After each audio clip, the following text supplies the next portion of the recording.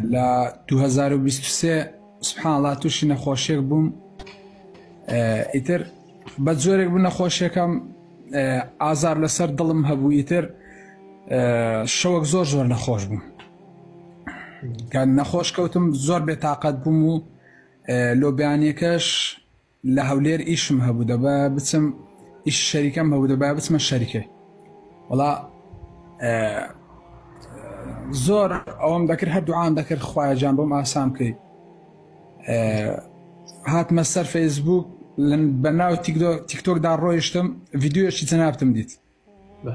باشە گەنجێک تەلەفۆنی کرد، هاتە مایەک نەک تەلەفۆنی کرد، باسی هەمان ئەو ئازارێ ئەمن هەم بوو.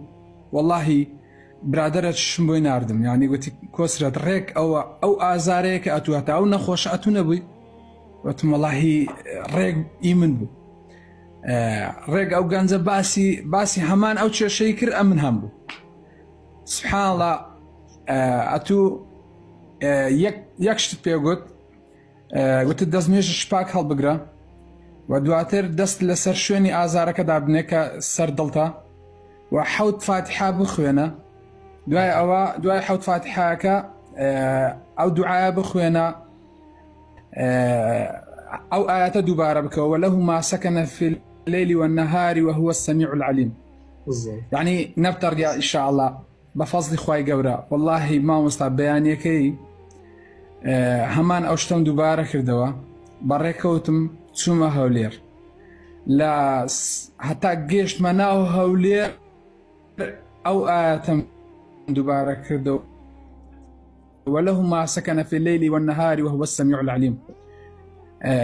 سبحان الله أو روجا قلب من لهم روجا خوشتل، يعني كوبونوك من هبول الشركة كوبونوك كم طاو كير زور بخوشي وأدواش هاتمو الحمد لله. يعني زور باش بم سپاس بخواي جورا. هرچند لدواتر هر آزار وشتم هبو الحمد لله استا زور باش من أخواب زيادي، بس ما بستم لتسدي يعني إنسان كدعوة شكر رنگ ئەتو شتت هەر نەزانێت کە من جۆم لێ ڕاگرتی و ئیسیفادەم لێ کردیا. یا ڕەبی خوای گەورە پاداشت خێرت داتەوە و کە من درێژ لەش ساغت بکە. خوایە دەرتان بێ قوربان با سەلامەت بکە.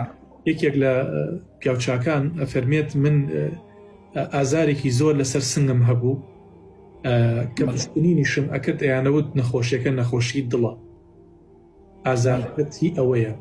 بڵێ بۆیە منیش وەکو تەجربە أو آياتي سورة أنعام أخوان دس منايا سردم وأموت وله ما سكن في الليل والنهار وهو السميع العليم.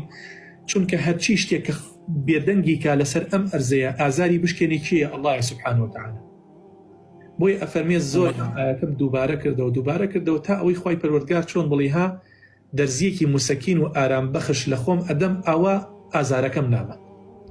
بوي أميتك لشت التجربة كراوكان هەر کەسێک ئازارێکی هەبێت ئەوە بەو شێوازە ئەو دوعایانە و ئاەتانە بخوێنێتە سەریا بەئیزنی ئەڵڵا خوای گەورە ئازارەکەی ئەشکێنێت. داواکارم لە خوای گەورە شیفای تۆش بنێرێت.